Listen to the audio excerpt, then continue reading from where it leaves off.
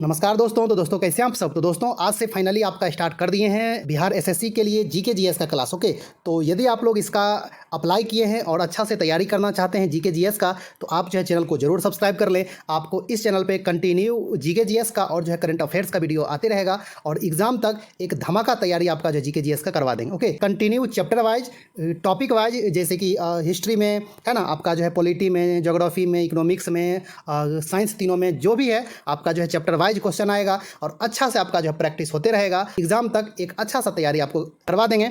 और जहां तक रहा करंट अफेयर्स का बात, तो वो भी आपको 2 से 3 दिन पे मतलब एक वीडियो जो है दे देंगे, जो अच्छा से आपका जो है तैयारी कंटिन्यू रहेगा। तो कोशिश करेंगे कि आपको एक अच्छा सा तैयारी करवा दें। तो चलिए जल्दी से देखते हैं कि इसका जो है पहला क्वेश्चन क्या है और किस टाइप का आपका जो है question Bihar SSC CGL first में आया था। और ये आपका जो एग्ज़ाम हुआ था वो जो 18 दिसंबर 2011 को हुआ था। ओके, तो आइए जल्दी से देख लेते हैं। तो दोस्तों ये जो है पहला क्वेश्चन क्या है, दुनिया का नवीनतम देश है। तो आपका ऑप्शन है दक्षिण सूडान, बेलारूस, अजरबैजान और अंतिम ऑप्शन है बहरीन। तो दोस्तों इसका आंसर क्या होगा, दुनिया का जो नवीनतम देश है। और आपका ये क्वेश्चन जो है 2011 के बिहार एसएससी सीजीएल 1 में आया था। तो दोस्तों ऑप्शन ए दक्षिण सूडान जो है ये आपका जो दुनिया का नवीनतम देश है, जो कि कब बना, 2000 ये मतलब जो है 11 में ही बना है, 9 जून 2011 को। ओके, तो आप लोग देख रहे हैं कि जून में ये मतलब जैसे कि देश बना और आपका ये एग्ज़ाम हुआ था दिसंबर में और ये क्वेश्चन आया था। तो आप एक तरह से कह सकते हैं कि ये जो करंट अफेयर्स का ही क्वेश्चन था, है ना। आइए अब आपका जो देखें अगला, और ये अब आपका हो चुका है स्टैटिक टाइप का जीके, है ना। चलिए क्वेश्चन नंबर 2 क्या है कि न्यूनतम साक्षरता वाला प्रदेश है। आपका ऑप्शन है उत्तर प्रदेश, राजस्थान, बिहार और अंतिम ऑप्शन है आंध्र प्रदेश। तो दोस्तों तो इसका जो सही आंसर क्या हो जाएगा, न्यूनतम साक्षरता वाला प्रदेश बिहार, है ना।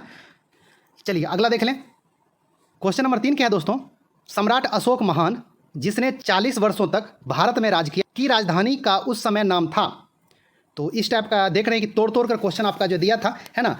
तो कहने का अर्थ है कि सम्राट अशोक की राजधानी उस टाइम क्या थी। तो आपका ऑप्शन है तक्षशिला, बोधगया, पाटलिपुत्र और अंतिम ऑप्शन है सारनाथ।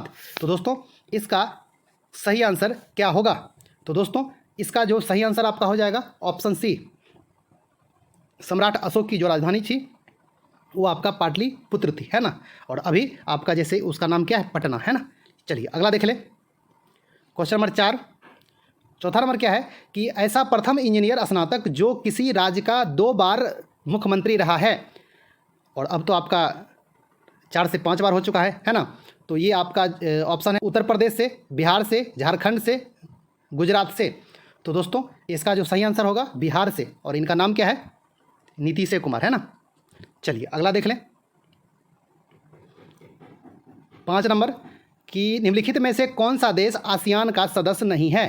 तो आपका ऑप्शन है वियतनाम, ब्रुनेल, दारुसलाम, बांग्लादेश और अंतिम ऑप्शन है म्यांमार। तो दोस्तों इसका सही आंसर क्या हो जाएगा, इसमें से कौन सा आसियान का सदस्य नहीं है। इसका जो सही आंसर होगा आपका ऑप्शन सी, बांग्लादेश जो है वो आपका आसियान का सदस्य नहीं है। चलिए और अब देख लें छठा नंबर क्वेश्चन क्या है दोस्तों, उस राज्य का नाम बताएं जहां से भारत के प्रथम राष्ट्रपति चुने गए। तो आपका ऑप्शन है उत्तर प्रदेश, मध्य प्रदेश, पश्चिम बंगाल, बिहार। तो दोस्तों इसका जो सही आंसर हो जाएगा ऑप्शन डी, बिहार, है ना। और ये आपका जो राष्ट्रपति कौन थे, राजेंद्र प्रसाद, है ना। तो आप लोग अच्छा से नाम याद रखिएगा। चलिए अगला देख लें। क्वेश्चन नंबर 7 क्या है दोस्तों, सिखों के 10वें गुरु गुरु गोविंद सिंह का जन्म हुआ था, कहाँ हुआ था, अमृतसर में, दिल्ली में, पटना में, कोलकाता में। तो दोस्तों इसका जो सही आंसर हो जाएगा ऑप्शन सी, पटना में हुआ था। कब हुआ था, 22 दिसंबर 1666 को, है ना। तो आप लोग अच्छा से ध्यान में रखिएगा। चलिए अगला देखें। 8वां नंबर कि 1946 ईस्वी में गठित अंतरिम सरकार में डॉक्टर राजेंद्र प्रसाद किस विभाग के मंत्री थे। तो दोस्तों किस विभाग के मंत्री थे डॉक्टर राजेंद्र प्रसाद। तो आपका ऑप्शन है रक्षा, विदेश मामले तथा राष्ट्रमंडल संबंध, खाद्य एवं कृषि और अंतिम ऑप्शन है उपयुक्त में से कोई नहीं। तो दोस्तों इसका जो सही आंसर हो जाएगा क्या हो जाएगा, ऑप्शन सी, खाद्य एवं कृषि मंत्री थे कौन, आपका डॉक्टर राजेंद्र प्रसाद। ओके, तो आप लोग अच्छा से ध्यान में रखिएगा। चलिए आपका ये जो है 9वां नंबर क्या है दोस्तों कि वैश्विक तापमान के बढ़ने की समस्या से निपटने के लिए अपने लोगों पर कार्बन कर लगाए जाने का प्रस्ताव करने वाला विश्व का पहला देश निम्न में से कौन सा है? तो दोस्तों आपका ऑप्शन है ऑस्ट्रेलिया, जर्मनी, जापान और अंतिम ऑप्शन है न्यूजीलैंड। तो ये जो दुनिया का पहला जो देश बना है कार्बन कर लगाने वाला, कौन सा देश है दोस्तों? तो इसका जो सही आंसर हो जाएगा आपका ऑप्शन डी, न्यूजीलैंड। ओके, चलिए और अब देख ले अगला 10 नंबर क्या है दोस्तों कि निम्नलिखित में से किस क्षेत्र में वर्ष 2005 में इंदिरा गांधी परमाणु अनुसंधान केंद्र ने उल्लेखनीय उन्नति की? तो आपका ऑप्शन है fast breeder test reactor uranium plutonium मिश्रित कार्बाइड ये ईंधन का पुनर्साधीकरण में। और अगला आपका ऑप्शन है धातु क्रम में रेडियो आइसोटॉप के नए अनुप्रयोग। सी नंबर ऑप्शन है गुरु जल के उत्पादन हेतु एक नई प्रौद्योगिकी। और अंतिम ऑप्शन है उच्च स्तरीय नाभिकीय कचरे के प्रबंधन हेतु एक नई प्रौद्योगिकी। तो दोस्तों इसका सही आंसर क्या हो जाएगा बताइए? इसका जो सही आंसर हो जाएगा ऑप्शन ए। ओके, ये जो है फास्ट ब्रीडर आपका जो है टेस्ट रिएक्टर यूरेनियम और प्लूटोनियम मिश्रित जो कार्बाइड ये ईंधन था उनका पुनर्साधीकरण किया था। ओके, तो आप लोग अच्छा से ध्यान में रखिएगा। चलिए अब देख लें अगला आपका ये 11 नंबर क्वेश्चन कि इच्छा मृत्यु को कानूनी रूप देने वाला पहला देश निम्नलिखित में से कौन सा है? तो दोस्तों आपका ऑप्शन है ऑस्ट्रेलिया, स्विट्जरलैंड, नीदरलैंड, अंतिम ऑप्शन है कनाडा। तो दोस्तों इसका जो सही आंसर हो जाएगा इच्छा मृत्यु को कानूनी रूप देने वाला दुनिया का पहला देश जो बना है आपका बना है कौन? नीदरलैंड। ओके, तो आप लोग अच्छा से ध्यान में रखिएगा। चलिए अगला देख लें कि निम्नलिखित में से कौन सा आयोग सर्वप्रथम भारत के संविधान के किसी धारा के अंतर्गत किसी निश्चित प्रावधान के अनुपालन में स्थापित किया गया? पहला ऑप्शन है आपका विश्वविद्यालय अनुदान आयोग, राष्ट्रीय मानवाधिकार आयोग, चुनाव आयोग और अंतिम ऑप्शन है केंद्रीय सतर्कता आयोग। तो दोस्तों इसका जो सही आंसर होगा क्या हो जाएगा? तो दोस्तों सबसे पहला जो मतलब आयोग था जो संविधान के धारा के अंतर्गत किया गया स्थापित वो आपका चुनाव आयोग था। तो आप लोग अच्छा से ध्यान में रखिएगा। ये आपका जो कब किया गया था? 25 जनवरी 1950 को। ओके, तो आप लोग अच्छा से ध्यान में रखिएगा। ओके, चलिए अगला देख लें 13 नंबर विश्व आर्थिक फोरम की वार्षिक बैठक का स्थल दावोस कहाँ पर स्थित है? तो जो है दोस्तों ये आपका जो होता है विश्व आर्थिक फोरम का जो बैठक होता है वो हमेशा कहाँ होता है? आपका दावोस में। तो ये दावोस कहाँ स्थित है? तो आपका ऑप्शन है फ्रांस में, जर्मनी में, स्विट्जरलैंड में और अंतिम ऑप्शन है लग्जमबर्ग में। तो दोस्तों इसका जो सही आंसर होगा ऑप्शन सी, स्विट्जरलैंड में है क्या दावोस? ओके, तो आप लोग अच्छा से ध्यान में रखिएगा। चलिए अगला देख लें 14 नंबर कि ओलंपिक खेलों में किस खेल के लिए वॉल वार्कर कप प्रदान किया जाता है? तो दोस्तों आपका ऑप्शन है तैराकी, मुक्केबाजी, लंबी कूद और अंतिम ऑप्शन है ऊंची कूद। तो इसका सही आंसर क्या हो जाएगा? तो दोस्तों इसका जो सही आंसर हो जाएगा ऑप्शन बी, ये आपका जो है कप वॉल वार्कर जो कप है ये मुक्केबाजी में दिया जाता है। तो आप लोग अच्छा से ध्यान में रखिएगा। ओके, चलिए और अगला देख लें। और आप लोग देख रहे हैं कि किस टाइप का क्वेश्चन बिहार एसएससी में आता है। तो इसी तरह के क्वेश्चन पे आप लोग अच्छा से ध्यान दीजिएगा और आपको भी हम इस चैनल पे इसी टाइप का जो है क्वेश्चन कंटिन्यू करवाएंगे जो आपको एग्ज़ाम में 100% हेल्प होगा। ओके, तो दोस्तों 15 नंबर क्वेश्चन क्या है? 1857 की क्रांति में निम्नलिखित में से किसे एक मित्र द्वारा धोखा मिला, ब्रिटिश द्वारा पकड़ा गया तथा मार दिया गया? तो आपका ऑप्शन है नाना साहब, कुंवर सिंह, खान बहादुर खान और अंतिम आपका ऑप्शन है तात्या टोपे।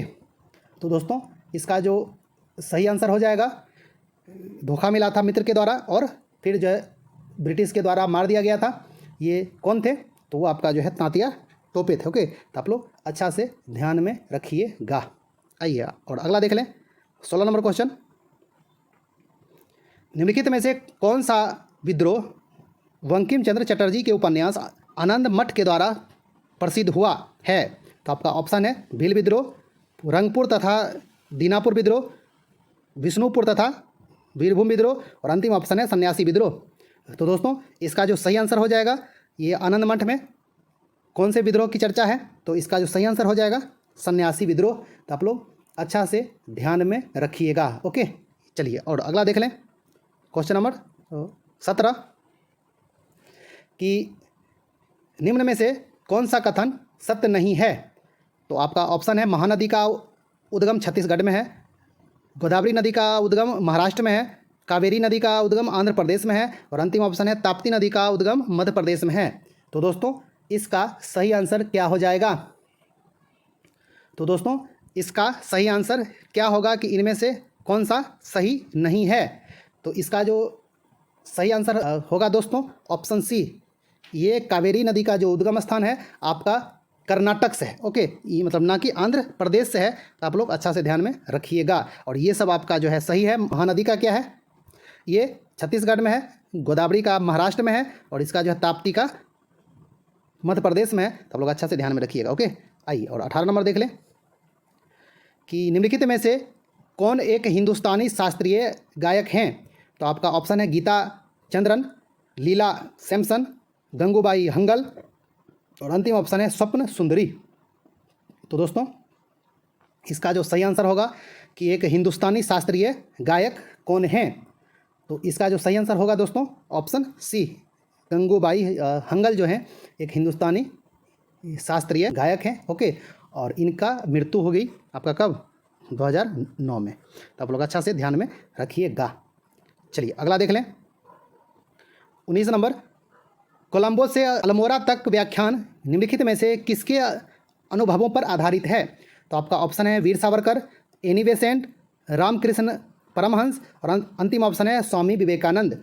तो दोस्तों इसका जो सही आंसर हो जाएगा क्या हो जाएगा? स्वामी विवेकानंद के आपका अनुभवों पे आधारित है कोलंबो से अल्मोड़ा। ओके, तो आप लोग अच्छा से ध्यान में रखिएगा। और अगला देख लें, आपका 20 क्या है? वैज्ञानिक तथा औद्योगिक अनुसंधान परिषद का अध्यक्ष कौन है? तो इनका आपका अध्यक्ष कौन होता है वैज्ञानिक तथा औद्योगिक अनुसंधान परिषद का?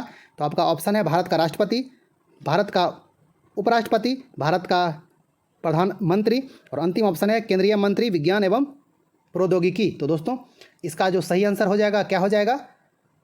ऑप्शन सी, भारत का जो प्रधानमंत्री होता है वो वैज्ञानिक तथा औद्योगिक अनुसंधान परिषद का अध्यक्ष होता है। ओके, तो आप लोग अच्छा से ध्यान में रखिएगा। आइए और अब देख लें अगला 21 नंबर, केंद्रीय जल एवं विद्युत शोध केंद्र कहाँ स्थित है? तो आपका ऑप्शन है खरगवासला में, सिलेरू में, जामनगर में, श्रीशैलम में। तो दोस्तों इसका सही आंसर क्या हो जाएगा? केंद्रीय जल एवं विद्युत शोध केंद्र कहाँ पर है? तो इसका जो सही आंसर होगा दोस्तों ऑप्शन सी, ये आपका कहाँ है? जामनगर में, और ये जामनगर कहाँ है? गुजरात में। ओके, अच्छा से ध्यान में रखिएगा। चलिए और अगला देख लें, ये 22,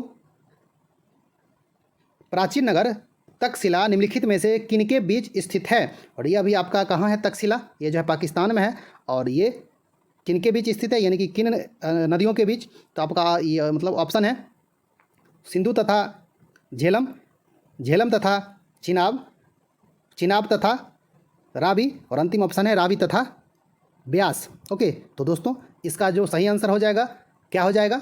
सोच लीजिए आप लोग, तक्षशिला किसके बीच स्थित है? तो ये आपका जो है सिंधु और झेलम के बीच स्थित है। तो आप लोग अच्छा से ध्यान में रखिएगा। ओके, चलिए 23 नंबर देख लें। 1929 ईस्वी में किसकी अध्यक्षता में आयोजित हुए भारतीय राष्ट्रीय कांग्रेस के लाहौर अधिवेशन में ब्रिटिश शासन से पूर्ण स्वतंत्रता का प्रस्ताव पारित किया गया? ओके, पूर्ण स्वतंत्रता का प्रस्ताव पारित किया गया था। तो आपका ये ऑप्शन है बाल गंगाधर तिलक, गोपाल कृष्ण गोखले, पंडित जवाहरलाल नेहरू, और अंतिम ऑप्शन है मोतीलाल नेहरू। तो दोस्तों इसका जो सही आंसर हो जाएगा option C, Pandit Jawaharlal Nehru. Okay, तो आप लोग अच्छा से ध्यान में रखिएगा। 24 नंबर क्या है? राजनीति के निम्नलिखित में से कौन सा एक दिशा निर्देशक सिद्धांत महात्मा गांधी के दर्शन से जुड़ा हुआ है?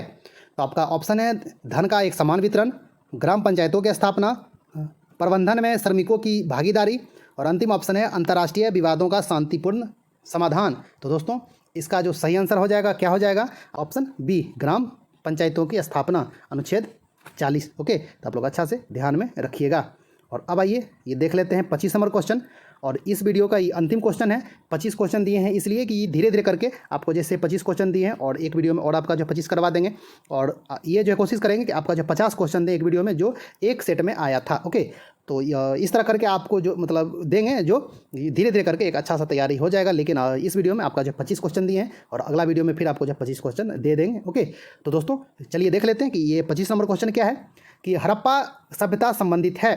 आपका ऑप्शन है कांस्य युग से, नव पाषाण युग से, और सी नंबर है पाषाण युग से, और अंतिम ऑप्शन है लोह युग से। तो दोस्तों इसका जो सही आंसर हो जाएगा क्या हो जाएगा? ऑप्शन ए, आपका जो हड़प्पा सभ्यता जो था वो आपका कांस्य युगीन सभ्यता था। तो ये जो है देख लिए दोस्तों कि किस टाइप का क्वेश्चन आपका जो है बिहार एसएससी सीजीएल में आता है ना। और इसी टाइप के क्वेश्चन का भी आप लोग उम्मीद जो है रखिएगा कि इस बार भी आने वाला है। और इस टाइप का ही क्वेश्चन आपका ये जो मतलब सेकेंड जो सीजीएल हुआ था उसमें भी आया था, आपका इंटर स्तरीय में भी आया था। तो आप लोग भी अच्छा से तैयारी करते रहिए, मतलब हिस्ट्री को अच्छा से देखिए, पॉलिटी को अच्छा से देखिए, और आपको इस चैनल पर ये टॉपिक वाइज चैप्टर वाइज अच्छा जो है क्वेश्चन ला के देंगे जो आपको एग्जाम में 100% ये मतलब हेल्प करेगा। ओके, और स्टैटिक जीके का भी देंगे, करंट अफेयर्स का भी आपका जो वीडियो 2 से 3 दिन पे देते रहेंगे, और ये आपका जो है एग्जाम तक अच्छा से कंटिन्यू चलते रहेगा। ओके, और तो दोस्तों मिलते हैं एक अच्छा से न्यू वीडियो में, और इसका मतलब अगला पार्ट लेके 26 से 50 तक है ना, वो जो है 50 तक जो क्वेश्चन है वो, और आप लोग अच्छा से देखते रहिए और जो वीडियो को लाइक कर दीजिएगा। ओके, और आप लोग बिहार एसएससी 3rd सीजीएल सचिवालय सहायक का अच्छा से तैयारी करते रहिए, ज़बरदस्त। ओके।